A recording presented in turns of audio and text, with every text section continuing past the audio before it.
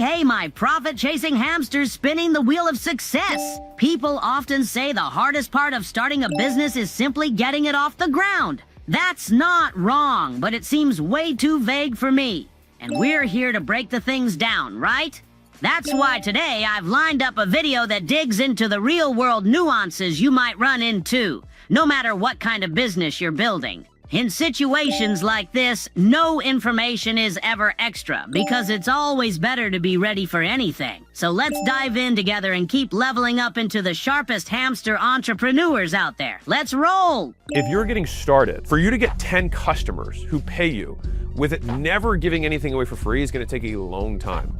You getting 10 people to start working with you for free, and then using the 10 testimonials you get there to then get your 11th, 12th, 13th, 14th, 15th, 16th, 17th, 18th, 19th, 20th customer is going to take you less time to get that 10 paying customers if you do 10 for free first of whatever it is that you sell.